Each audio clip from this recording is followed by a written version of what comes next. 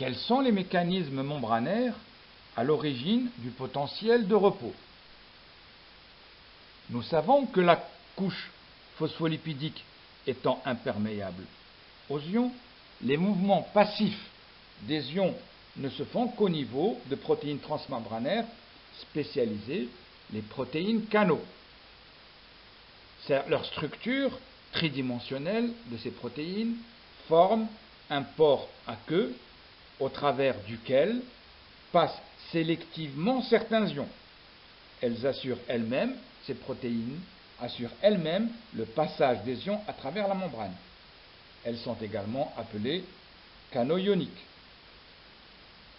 Soit une membrane d'une cellule animale de mammifère, que vous voyez ici, dont on connaît les concentrations ioniques extérieures et intérieures. Cellule de mammifère, la température étant à 37 degrés, c'est-à-dire 310 degrés Kelvin, RT sur F étant égal à 0,026, c'est-à-dire 8,31 multiplié par 310 divisé par 96 500 coulombs RT sur F ou RT sur ZF, mais Z, si nous prenons un ion monovalent, ça fait 0,026. Si on passe au logarithme népérien, comme on l'a vu précédemment, et que l'on convertisse 1 volt en millivolt, nous avons le potentiel ionique, nous pouvons connaître le potentiel ionique en millivolts de chaque ion. Ainsi, le potentiel ionique de l'ion ou le potentiel d'équilibre de l'ion potassique est égal à moins 87 millivolts. Le potentiel d'équilibre des ions sodiques étant égal à plus 60 millivolts. Le potentiel d'équilibre des ions calciques étant égal à 120 millivolts. N'oubliez pas que l'ion calcium est divalent. Le potentiel d'équilibre des ions chlore est égal à moins 61 millivolts. Tout ceci au repos d'une cellule normale. Si nous voulons connaître, donc pour traverser la membrane, un ion est donc soumis à un gradient électrochimique, qu'on appelle également driving force, qui s'exprime par la différence entre le potentiel de membrane Vm de la cellule, généralement c'est de l'ordre de moins 60 millivolts, et le potentiel d'équilibre de l'ion considéré.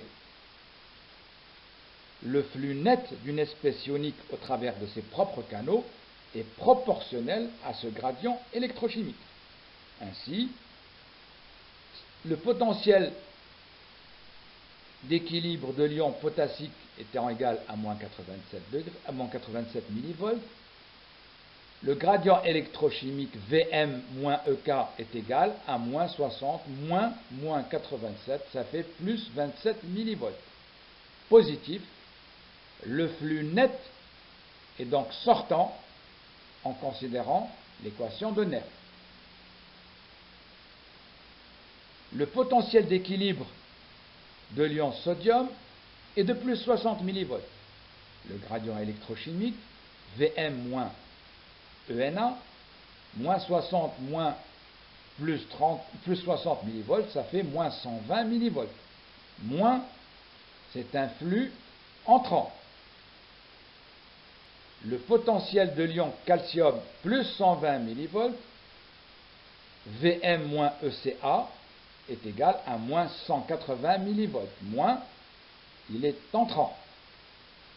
Le chlore, son potentiel d'équilibre est à peu près moins 60 millivolts. Il est à peu près égal au potentiel de repos de la membrane. Ça veut dire que Vm moins ECl est de l'ordre de 0 millivolts. L'ion chlore est toujours en équilibre. Par convention, le flux net est positif quand un cation a tendance à sortir de la cellule. Un cation, c'est-à-dire un ion chargé positivement, et donc à sortir de la cellule, et il est négatif quand le cation a tendance à y entrer. Et l'inverse pour un anion.